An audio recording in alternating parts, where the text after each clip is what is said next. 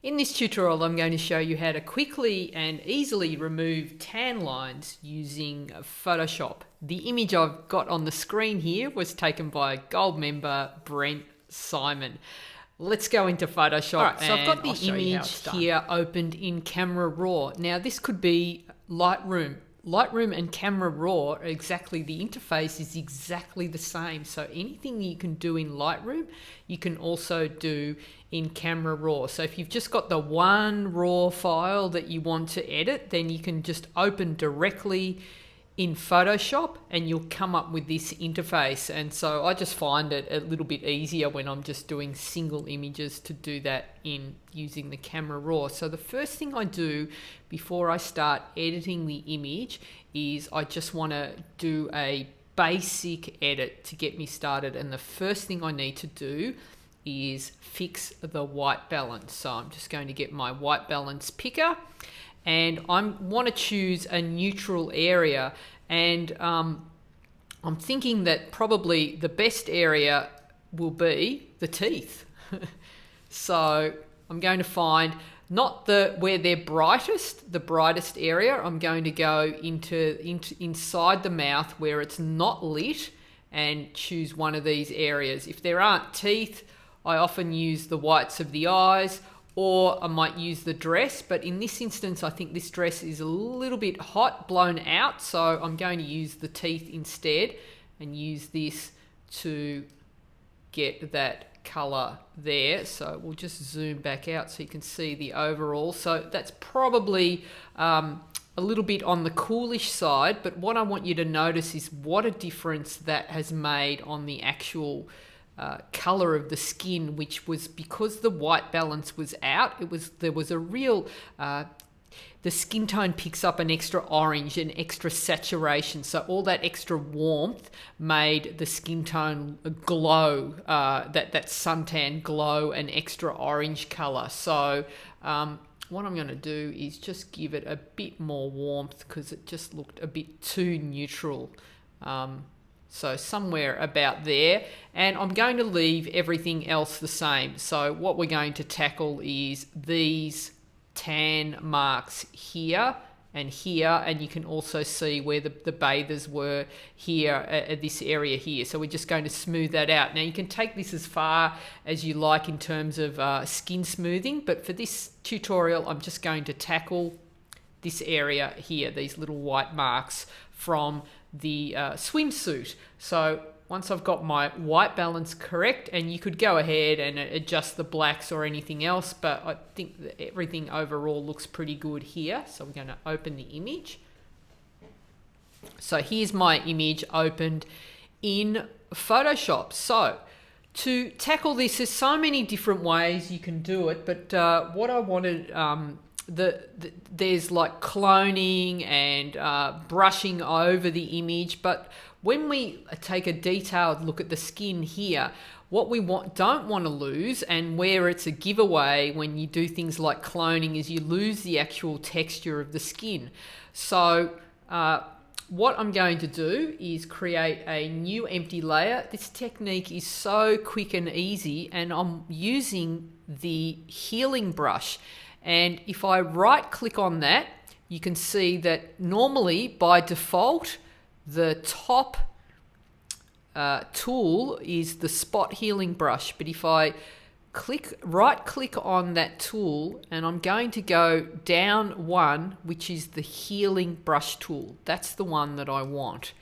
And what I'm going to do is the mode is normally set to normal. I'm going to come and change my mode to darken, and I also want to make sure that my brush is zero hardness. You want to make the brush nice and soft so you're not going to be seeing any edges. You want to have aligned check, you want to have source sampled, and you want to make sure that you have sample all layers selected. So what I'm going to do is zoom in, and I'm going to start with this side. So what I need to do is tell Photoshop that basically what the healing brush does is it's basically it'll take an area that you tell it, And so I'll say, okay, Photoshop, I'm going to take this area of skin here and I want you to graft it and blend it over this area here. And it's slightly different to the clone stamp.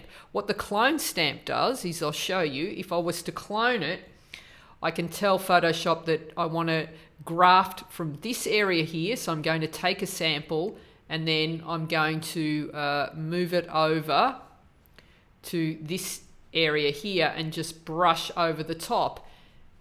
And it does an okay job. All right, and it's not too bad. So that could be something that you do, but what you can see is we've still got a little bit of the edge there and it's not ideal. All right, so I'm just going to get rid of that. And the reason I choose the darken blend mode over normal blend mode is what happens when I choose darken is it only places the pixels in the lighter areas and it won't place pixels in the darker areas. So you'll get a much better result. All right, so back to the healing brush tool.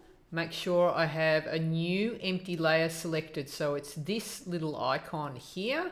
And again, I've got a nice soft brush and I've got my blend mode is darken, source sampled, check aligned, and make sure you have sample all layers selected. And I'm going to come in and say, hey Photoshop, this is the area that we're going to graft and blend over these lighter areas. Because I have the blend mode darken, basically I'm telling Photoshop to only change the lighter pixels and leave the darker pixels, so the darker areas of tan alone. So we're only going to build up this area. It's very little clever blend mode. And so you can just come in and brushing over. And I'm coming in from both sides because we've got like lots of issues of different colors, and covers that up pretty quickly and pretty easily. Now you might want to, if you're not that confident blending here, you might find that as you get closer to the dress, you'll get some overlay. So you either can make a selection of the area and just work in that selection, might be a bit easier, or just be super careful as you get to down near the dress. All right, and I can do the same in this area here. So I just basically want to soften that line, and you can just sort of come in and fill that in a bit. Now this side is interesting because it's kind of like there is a strap mark there, but when I try and tackle this side using the same blend mode of darken, so if I come in here and say pick an area, you can see that it goes from sort of the lighter tanned area, and then there's a build-up of tan in this area, and it doesn't work as well. So what I'll do is I'll just get rid of that little area that I just did, and what I'm going to do is change my blend mode from darken to lighten and have another go, and that seems to work a lot better. So that's what, if the darken blend mode doesn't give you the result, try the lighten blend mode, because it might mean that there's just different pixels that you need to cover, and that pretty much fixes that. All right, and so we've softened all of that, and you can see that what Photoshop does is it blends and heals, but it also makes sure that we keep all the skin texture there all in one. So once I've done that, you can leave it as it is if you're happy with that, or you can knock back some of the redness from the suntan by creating a new hue saturation adjustment layer. And what I want to do is just tackle the reds. And so this is a bit more complicated. There is detailed tutorials on how to remove red from skin tone in Photoshop, but I just thought you might if you want to take that next step and take this image to the next level, then I want to remove some of the red that you can see in that skin tone. So what I'm going to do is, just so I can see what I'm doing, the first step is just to increase the hue and increase the saturation. And I'm going to take this slider and just keep sliding till I've just got an overlay of the red area, so about there. And then I can bring my saturation back to 0. And as I said, there is a detailed tutorial that walks you through and explains everything, but I just wanted to show you what's possible here. And then basically I'm just going to take my slider all the way. So at the moment, what I'm doing is adding a lot of extra green to the red areas, and that makes her look like she's got some sort of green skin disease. But what you can do is you can see that as I scooch that slider back, basically it'll be around, it's usually around somewhere between 20 and 30 on the hue saturation slider, that gives a much nicer skin tone. So about there looks good to me. And you can see that now has removed a lot of the hotness from the skin, but it's also remove the color from her face as well. So I want to correct that. So I can come back here. So you can see, just have a look at this area here. You can see before and after. See how it's just removed the red from that area, but it's also, if you look at her lips and her face, it's also removed a lot of the color. So the workaround is to take the layer here and invert it.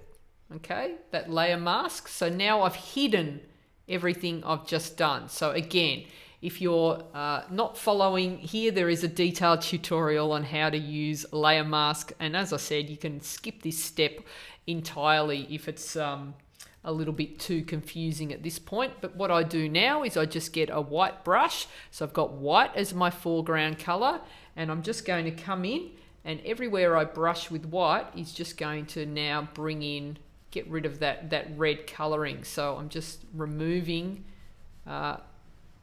the sunburn. It's just taking it back a notch.